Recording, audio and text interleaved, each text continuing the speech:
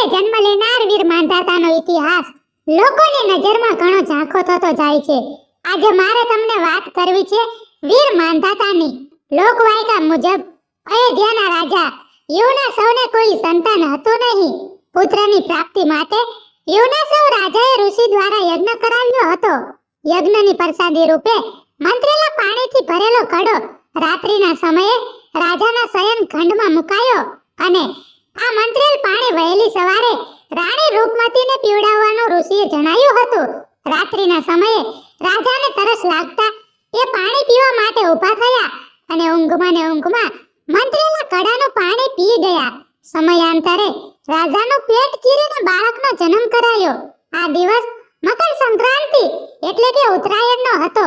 દેવરાજ ઇન્દ્રને આ વાતની જાણ થતા તેઓ બાળકને જોવા માટે આવ્યા હતા અને બાળકની ખાવા પીવાની બાબતે એમણે સવાલ કર્યા, જેનું નિરાકરણ લાવવા ઇન્દ્ર રાજાએ પોતાની અનામિકા આંગળી બાળકના મોંમાં મૂકી કહ્યું, માં દયા રસથી.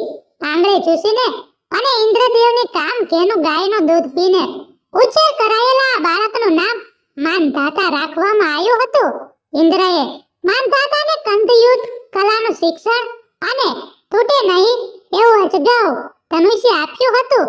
દેવરાજ ઇન્દ્ર દ્વારા મળેલ ઉચ્ચ શિક્ષણના માધ્યમથી તથા પોતાની તાકાત અને પરાક્રમથી કોલીય રાજા માંધાતાએ અયોધ્યામાં રાજ કરી સમગ્ર પૃથ્વી પરના બધા રાજાઓને પરાજિત કર્યા હતા, જેથી તેમને મહાન કોલીય રાજાનું બિરુદ મળ્યું હતું.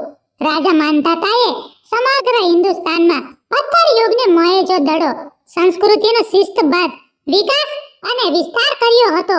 મહાન કોલીય રાજા માંધાતાના ત્રેતા યુગમાં આ સમયમાં કોઈ પણ પ્રકારનો સંવંત, યુદ્ધ, તિથિ કે તારીખ અમલમાં નહોતા. માત્ર સૂર્યની ગતિને ધ્યાનમાં લઈ સમય અને તહેવારો નક્કી થતા હતા. સૂર્યની ગતિ પ્રમાણે સૂર્યનો મકર રાશિમાં પ્રવેશ થયેલ દિવસ મકર સંક્રાંતિ, ઉત્તરાયણ કે ખીયરના નામથી ઉજવવામાં આવે છે.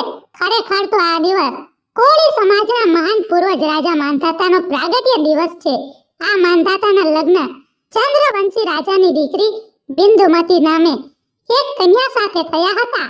મકર સંક્રાંતિના પવિત્ર દિવસે જન્મેલા દાનવીર, શૂરવીર, પરાક્રમી, ચક્રવર્તી મહાન કોલીય રાજા માંધાતાની કથા આગળ જોઈએ. મિત્રો, આ કથા ઘણી બધી લાંબી છે. આપણે ફરી ક્યારેક એ કથાની વાત કરીશું. વિડિયો પસંદ આવ્યો હોય તો વિડિયોને લાઈક કરો અને ચેનલ પર નવા હોય તો ચેનલને સબસ્ક્રાઇબ કરો. અને હા, આગળનો ઇતિહાસ જાણવો હોય તો કમેન્ટ કરીને જરૂર કહેજો. જય માંધાતા.